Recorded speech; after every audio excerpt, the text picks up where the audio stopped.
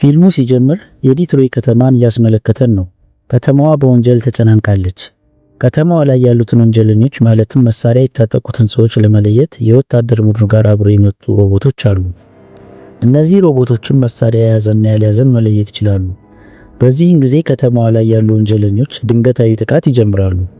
ሮቦቶቹም ለጥቃቱ አጸፋዊ ምላሽ ይሰጣሉ። ይህ ሁሉ ሲሆን በቀጥታ ስርጭት ክስተቱን እያስተላለፈች የነበረችው ጋዜጠኛ ሊዛ ጊቦንስ ነበረች። ሊዛ ጊቦንስ ጋር ቀጥታ ስርጭት ላይ ሲያወራት የነበረው ዲክ ጆንስ ሲሆን ኦሲፒ የተባለው ኮርፖሬሽን ከፍተኛ ስራ አስፈጻሚ ነው።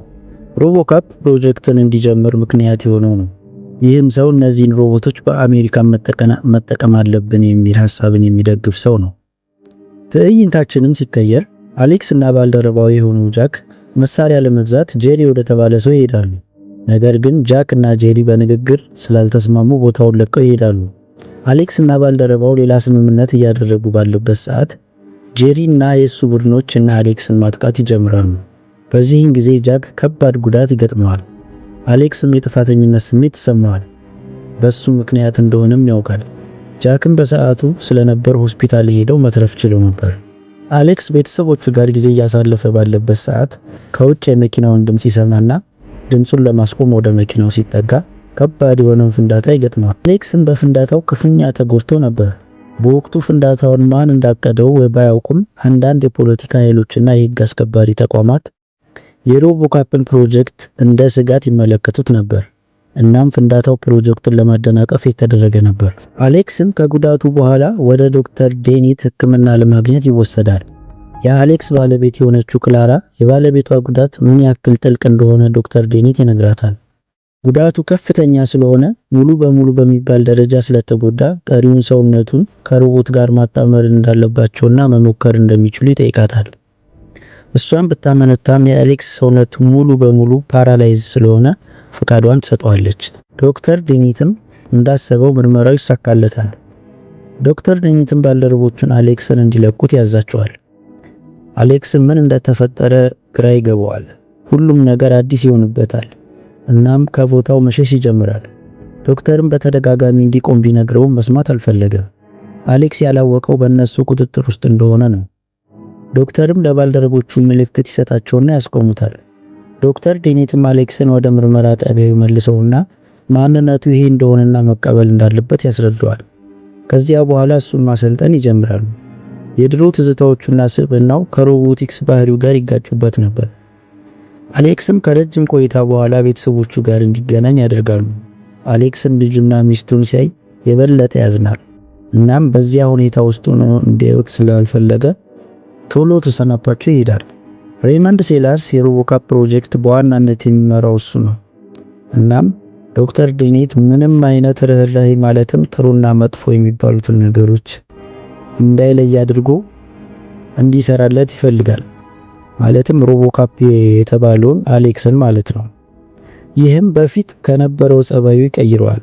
ቤተሰቦቹንም ሆነ የሥራ ባልደረቦቹንም ከተልእኮ ውጭ ከሆነ ምንም አይነት ንግግር እስካለማድረግ ይቀይሩታል። ይህንንም አንድ ወታደርና በዛ ያሉ ሮቦቶች ላይ ሙከራ ያደርጋሉ። እንዳሰቡትም ይሆንላቸዋል። እናም የመጀመሪያውን ተልእኮ ያደረገው ጆን ቢክስ በሚባል ወንጀለኛ ላይ ነበር። ተልእኮውንም በተሳካ ሁኔታ ይወጣዋል። ለዚህም ዶክተር ዴኒትን ሲያመሰግኑ እናያለን። ከዚያ በኋላ ብዙ ወንጀለኞችን እያሳደደ በመያዝ በህዝቡ ዘንድ የሮቦካፕ ምርመራ አድናቆትን እያገኘ ይመጣል። ሬይመንድም የሮቦካፕ ዋና መስራች በትልልቅ ሚዲያዎች ላይ ተቀባይነትን ያገኛል። አሌክስም አንድ ተልእኮ ላይ ያለ ዶክተሮቹን ባላወቁት ምክንያት እነሱ ያዘዙትን ትቶ የራሱን የምርመራ ወንጀል መመርመር ይጀምራል። እሱን ያጠቁትን ሰዎች እንዳለ አንድ በአንድ መመርመር ይጀምራል። ይህን ጊዜ ዶክተር ዴኒት የሚሰራውን ነገር እንዲያቆም ቢነግረውም ለማቆም ፈቃደኛ አልነበረም። አሌክስም በዋናነት የፈለገው አንቶኒ ቫሉንን ነበር። እንዳሰበውም ሁሉንም ቡድኖች አንቶኒ ቫሉንን ጨምሮ ያጠፋቸዋል። እናም መሳሪያቸውን በሚመለከትበት ሰዓት አብረውት ከሚሰሩት ከቡድኑ አባላት ጋር አሻራቸው እንደሚመሳሰል ያያል። የዚህን ጊዜ ነበር አሌክስ አብረውት በሚሰሩ ሰዎች ጭምር እንደተከዳ ያወቀው።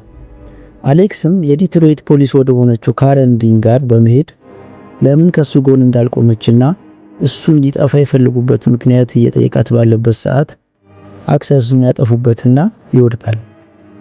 አሌክስን ማጥፋት የተፈለገበት ዋና ዓላማ ሙሉ በሙሉ በኦምኒኮፕ ቁጥጥር ስር አለመሆኑ ስለተረዱ ነበር። ዶክተር ዴኔትም በቡድኑ ሐሳብ ቅር ተሰኝቶ ስለነበር አሌክስን ለማትረፍ በሮቦካፕ ሲስተም ውስጥ ጣልቃ ገብቶ የኦምኒኮርፕን ቁጥጥር እንዲያልፍ ያደርጋል።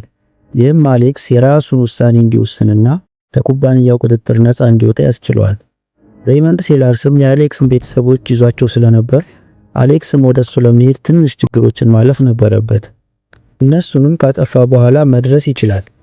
ሬይመንድ ሴላርስ ሮቦካፑን ማለትም አሌክስን ሙሉ በሙሉ መቆጣጠር የሚችል ስለመሰለው በሚተኩስበት ሰዓት አሌክስን በምላሹ ተኩሶ ይገድለዋል።